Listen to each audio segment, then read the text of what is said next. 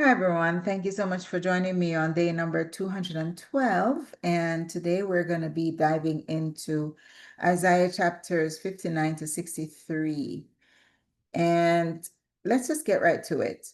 So, Isaiah chapter 59 explains the sinfulness of humanity, particularly Israel, and it creates a barrier that separates them from God, which also is the same for us, which hinders God's intervention, preventing their prayers from being heard, and ultimately God's power to save them. But the funny thing is, regardless of what they have done, um, God still has the ability to save. So even though they have done more than enough to discourage or to prevent God from intervening in their lives, He continues to be that Redeemer who brings salvation and establish a new covenant.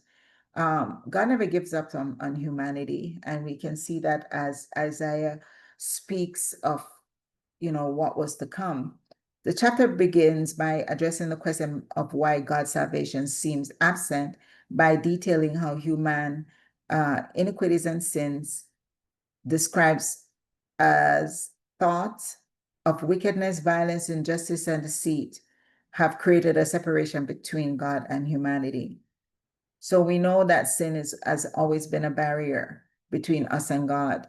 It's always been a barrier because every time when we sin, even in our own walk of life, our own walk with God, or in our walks of life, you can attest to that where sin has been a barrier. Whenever we sin, it separates us from God. And sometimes, even when we sin, we feel distant, and it feels like when you destroy that relationship that you had with someone, that's exactly what happens.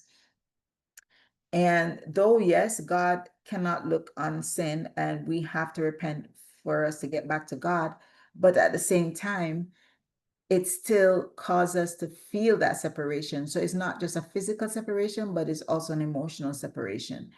The consequences of sin is evident because it illustrates how choosing crooked path leads to a state where people cannot find peace and righteousness, and how much of us sometimes feel like we have no peace, many of us, because this is a desire, this is uh,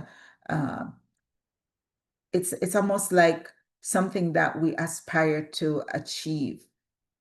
So many people try to find peace, but they try to find it in the wrong area of their lives. The only way we can find peace, true peace, is with God. And so God's righteousness, it must be worn as a breastplate, a helmet of salvation. And there's a call for parallel response for humanity. And we can see that here in terms of the way the chapter ended.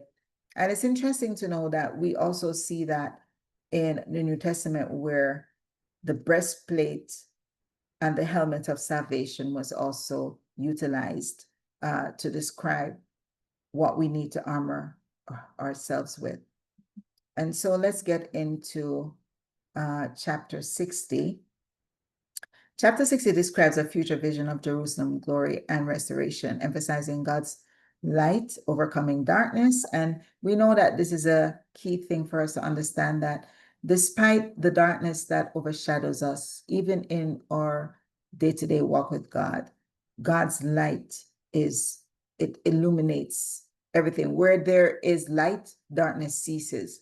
And so this chapter highlights the transformation of Israel from a forsaken and desolate state to a radiant and prosperous nation. So God promised them that despite their, sinfulness, rebellion, and all that, God would change their circumstances, but ideally only when they repent. With the Gentiles drawn to their light, contributing to their wealth and well-being, this was a plan that God had in place.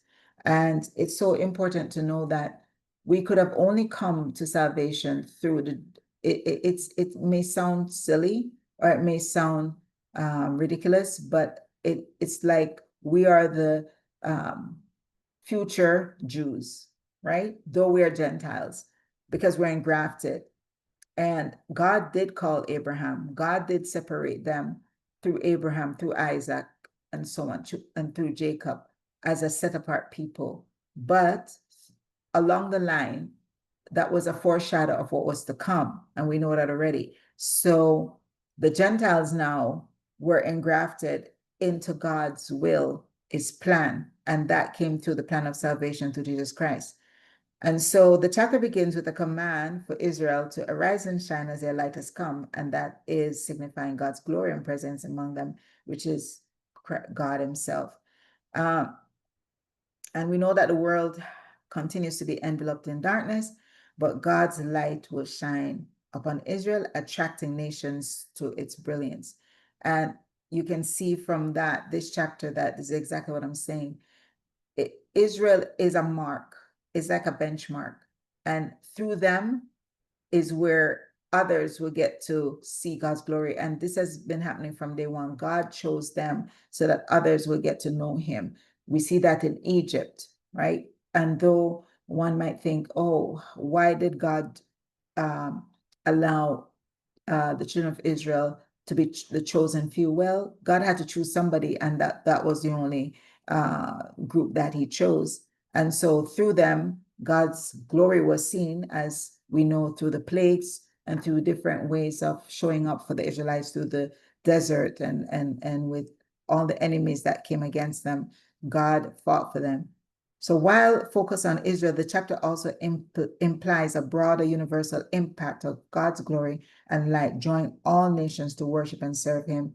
And this is something that we need to actually see more than just the Israelites. It's for everyone.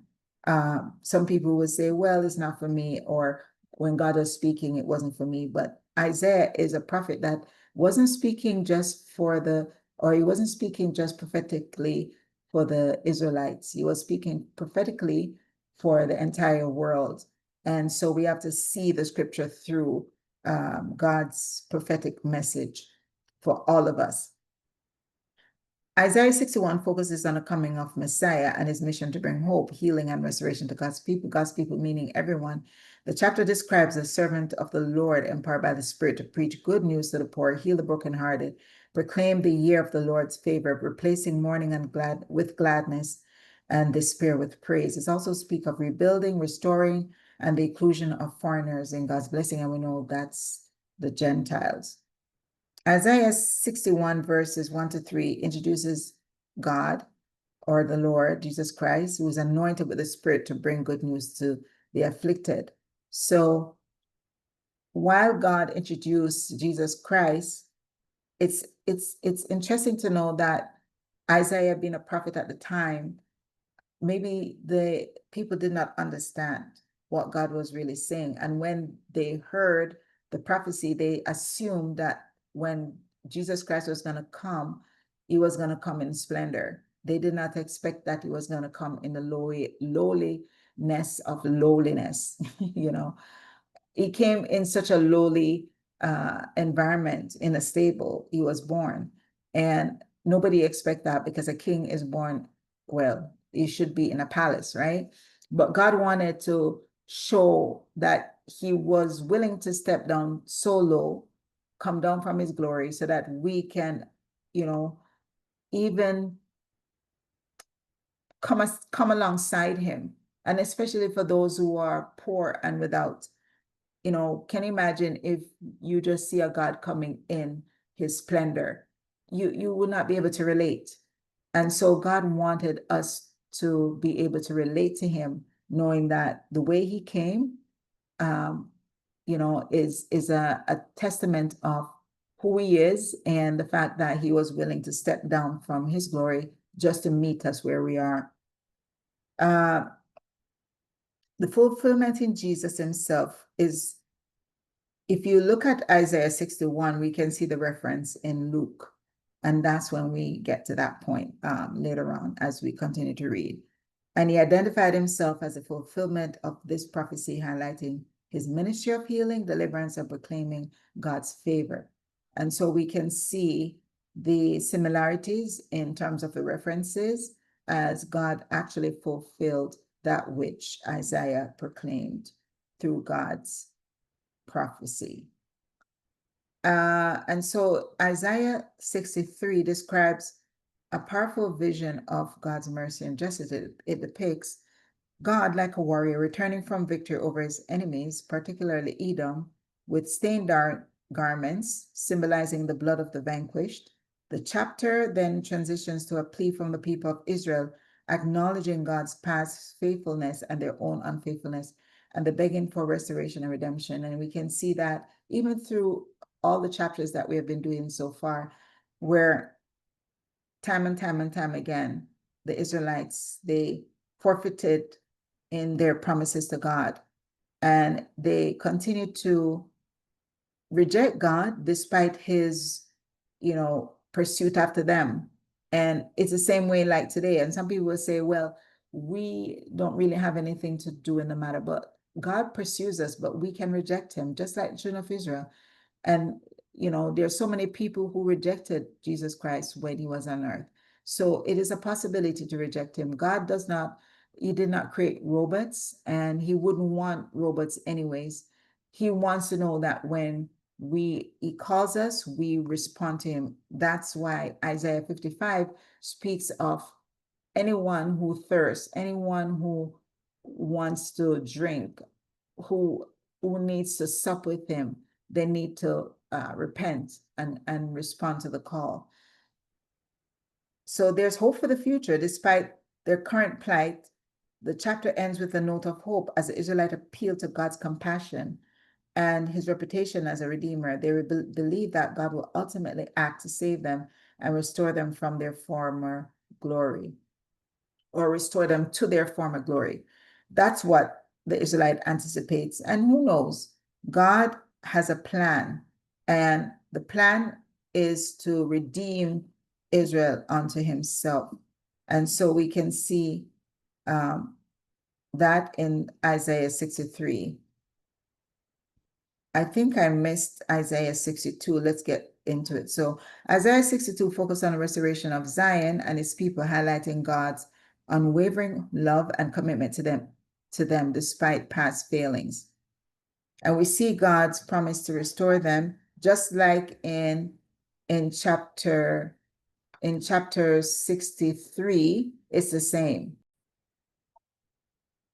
And so the restoration of Zion, it's just a part of God's promise to restore Jerusalem and its people after a period of desolation and exile. So Zion will be given a new name according to this chapter. And like I said, I missed it at first, chapter 62.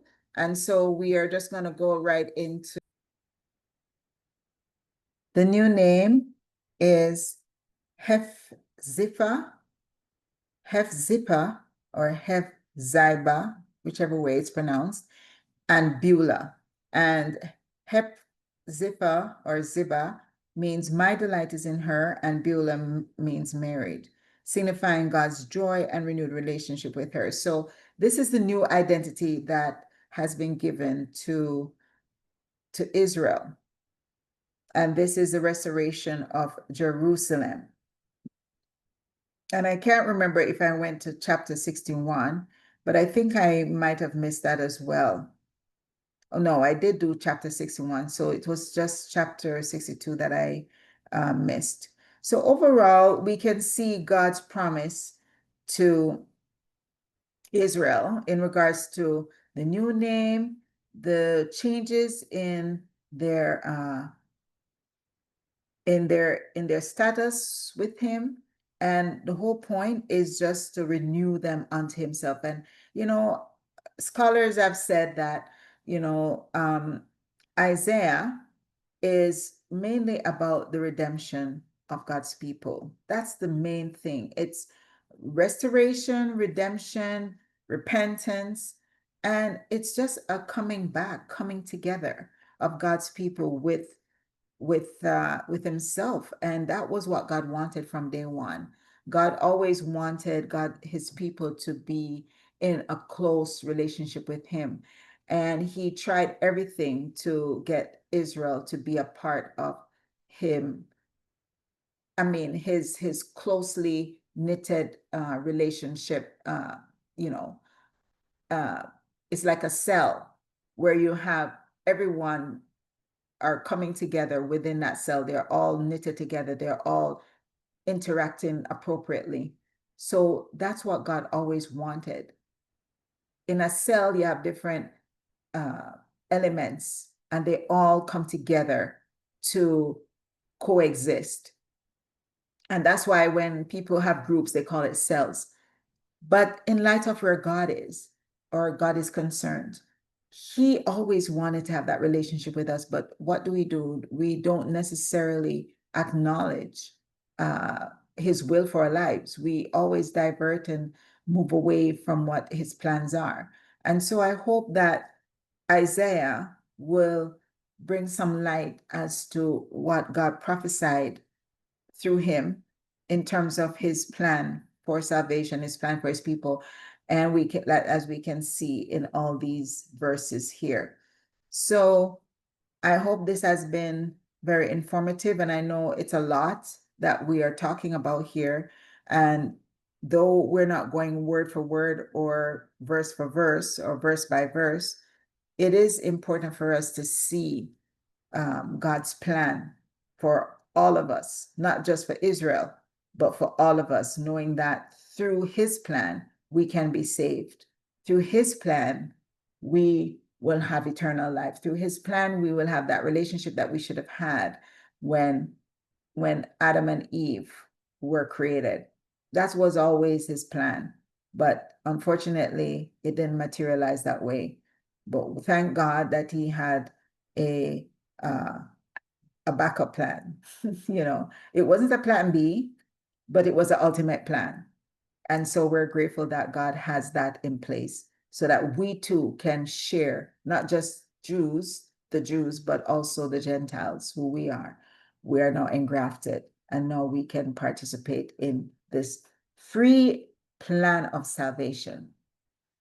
Thank you so much for joining me, and I will now pray, and I hope we are, musing on the word of God, meditating upon it, and really reflecting on more about what God stands for, who he is, and what he has been doing and what he continues to do just for us, just for the love that he has for us. Let's pray. Lord, we thank you for your word. Thank you for allowing us the privilege of learning more about you. And though it's been a long, lengthy session today, I pray, Lord, that despite all that we have to say about your scripture, it is profound in that we cannot exhaust it. We cannot say too much on it, because it's all that you want us to learn. It's all about learning about who you are, learning about how we should walk and how we should relate with you. And even if it takes us to learn about other nations, for example, the Israelites, and what you had in store for them, whether it's restoration, whether it's redemption, whether it's chastisement, whatever it is, Lord, it was always pointing to redeeming them unto yourselves. And similarly for us, Lord, the engrafted group of people, the Gentiles, we are grateful that we have the opportunity as well. And I pray that you will continue to lead us as we continue to read your word, learn from it, and be grateful that it is part of the plan of salvation for us to be part of your kingdom and part of your family. Thank you for such a blessed hope. And I pray that we will continue to be joyful and be glad for what you have done for us all, not just for one group, but for us all. In Jesus' name, amen. Have a wonderful day.